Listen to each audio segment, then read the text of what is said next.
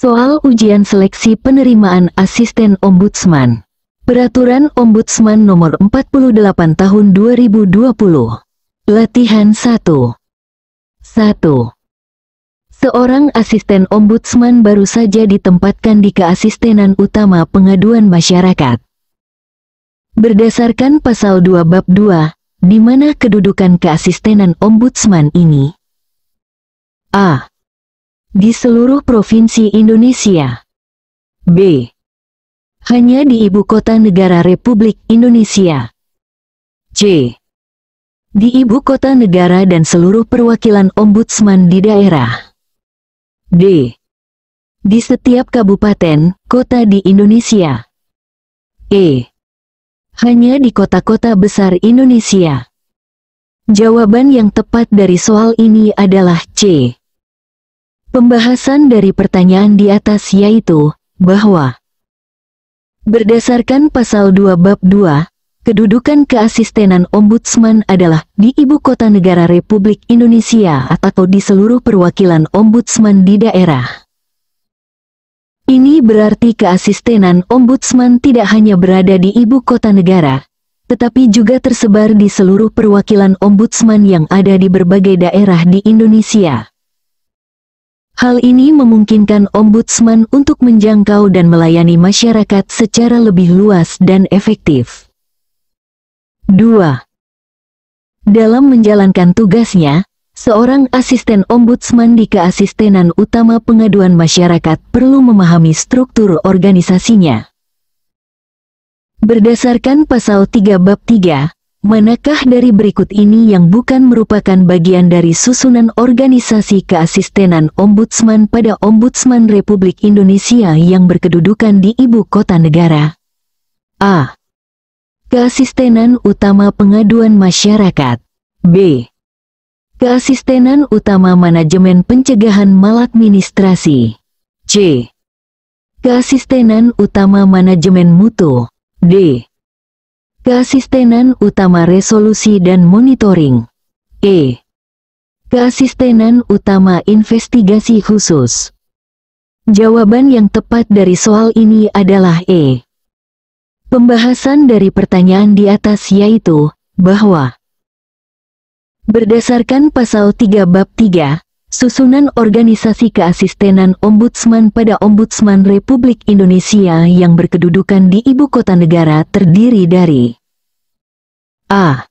Keasistenan utama pengaduan masyarakat. B. Keasistenan utama manajemen pencegahan maladministrasi. C. Keasistenan utama manajemen mutu. D. Keasistenan utama resolusi dan monitoring. E. Keasistenan utama I-7.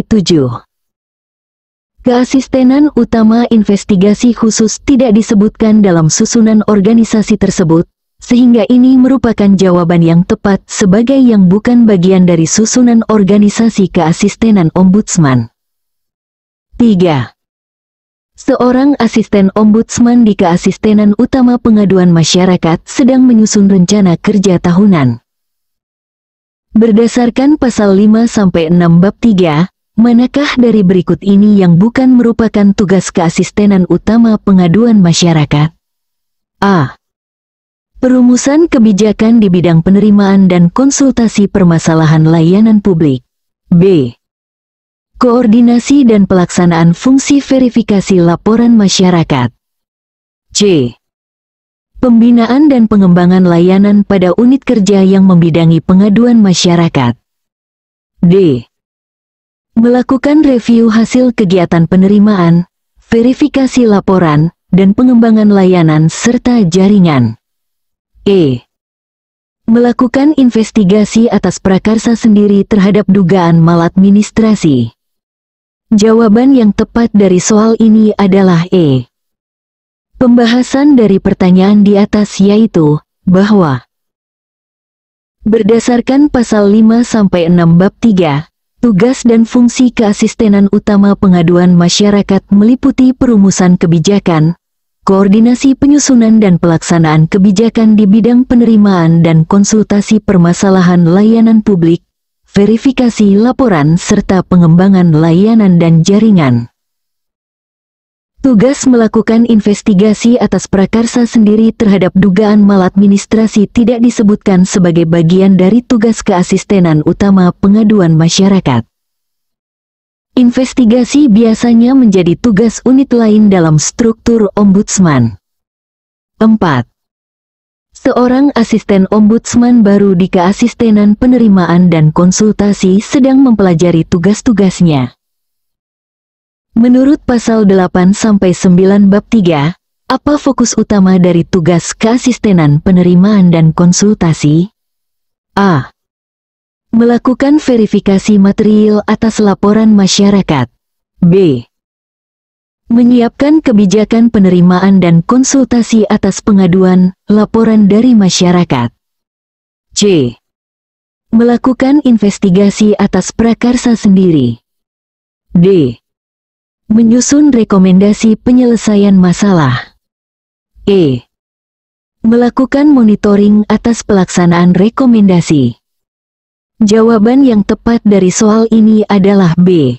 Pembahasan dari pertanyaan di atas yaitu, bahwa berdasarkan pasal 8-9 bab 3, tugas utama keasistenan penerimaan dan konsultasi adalah menyiapkan kebijakan penerimaan dan konsultasi atas pengaduan, laporan dari masyarakat tentang permasalahan layanan publik.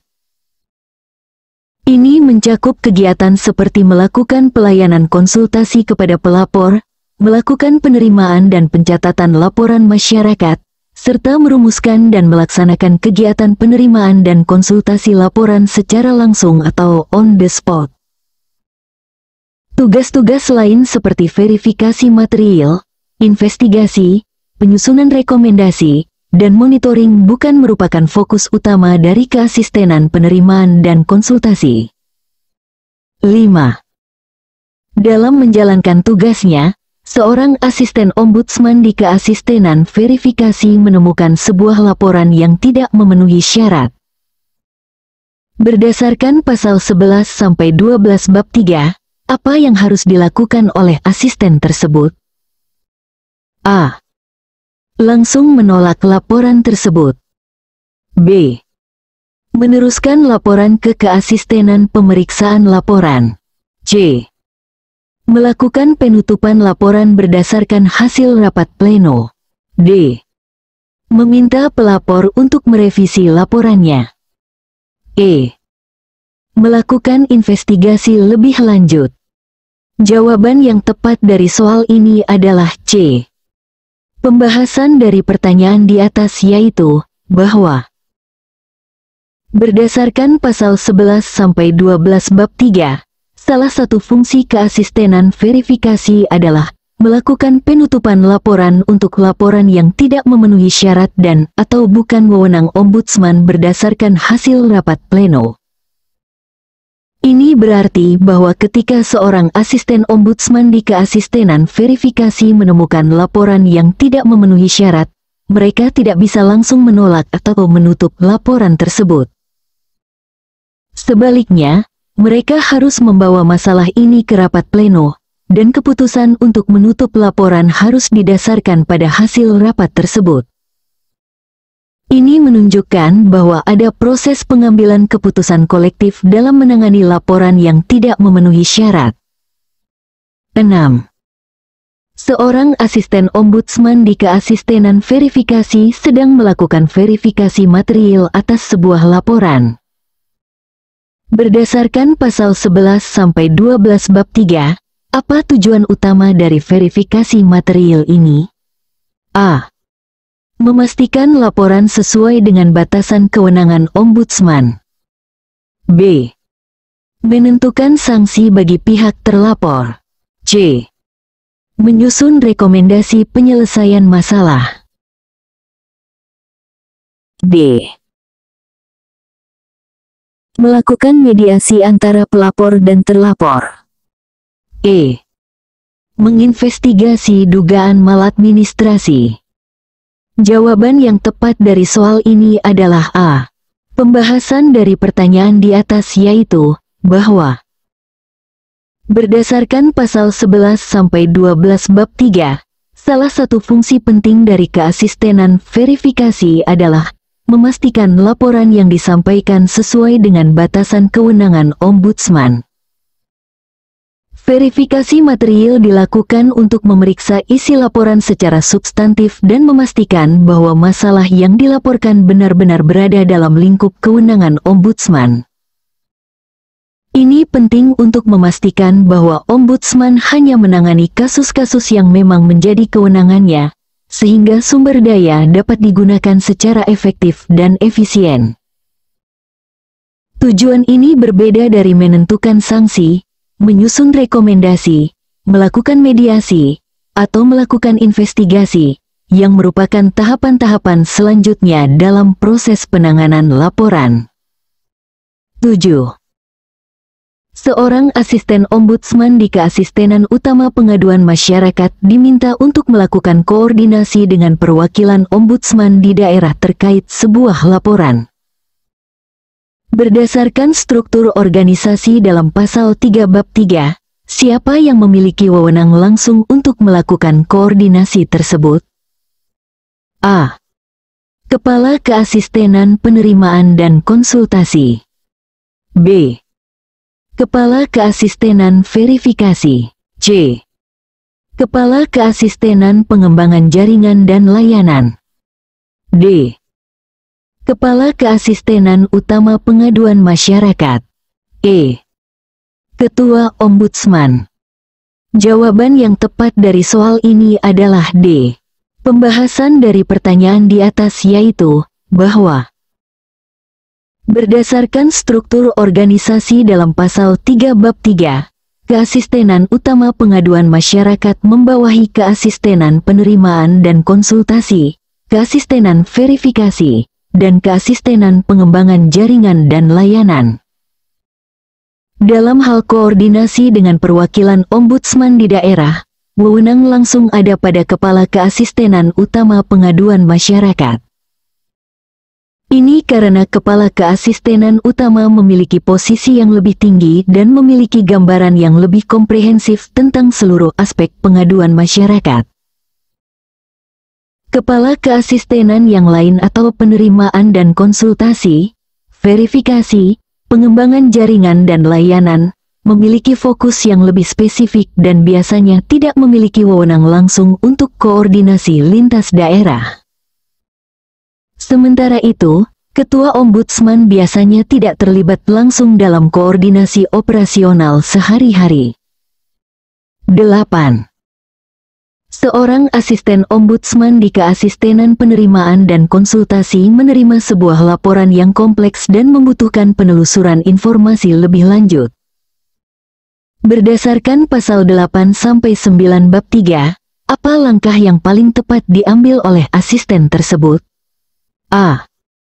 Langsung melakukan investigasi lapangan. B. Meneruskan laporan ke keasistenan verifikasi. C. Melakukan penelusuran informasi terkait situasi atau perkembangan terkini dari laporan. D. Menyusun rekomendasi penyelesaian masalah. E. Melakukan mediasi antara pelapor dan terlapor. Jawaban yang tepat dari soal ini adalah C.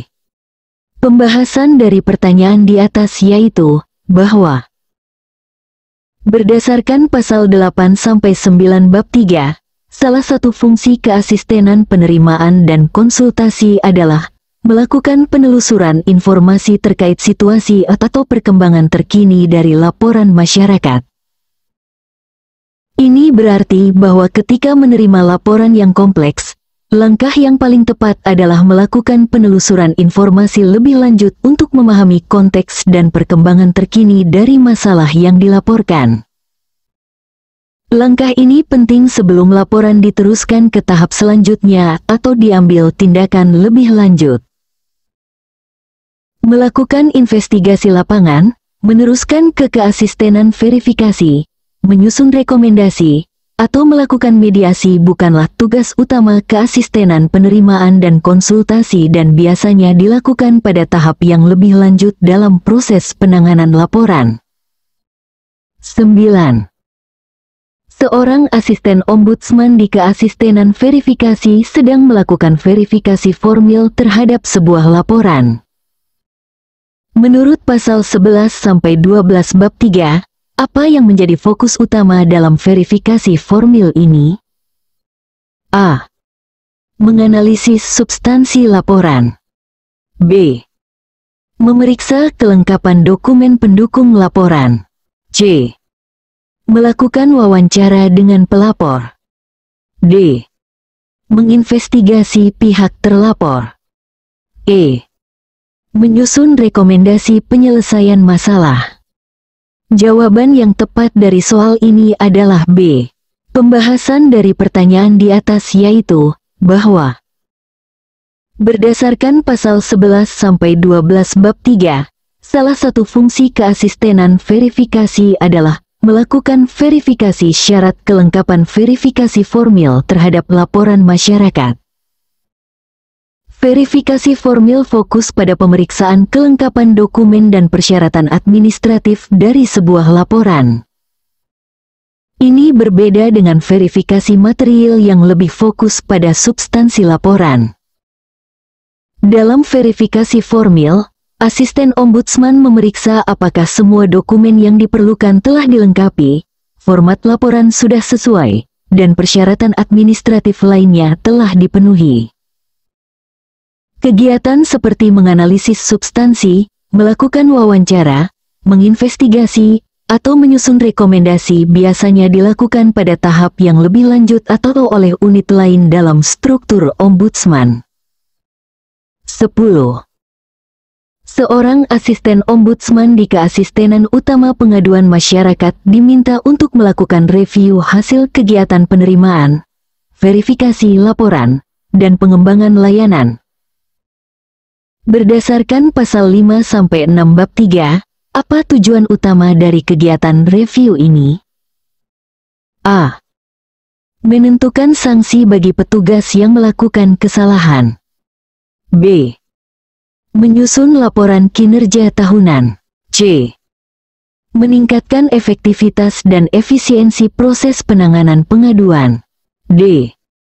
Mengevaluasi kinerja individu asisten ombudsman. E. Memutuskan penyelesaian kasus-kasus yang kompleks. Jawaban yang tepat dari soal ini adalah C. Pembahasan dari pertanyaan di atas yaitu, bahwa berdasarkan pasal 5-6 bab 3, salah satu fungsi keasistenan utama pengaduan masyarakat adalah melakukan review hasil kegiatan penerimaan, verifikasi laporan.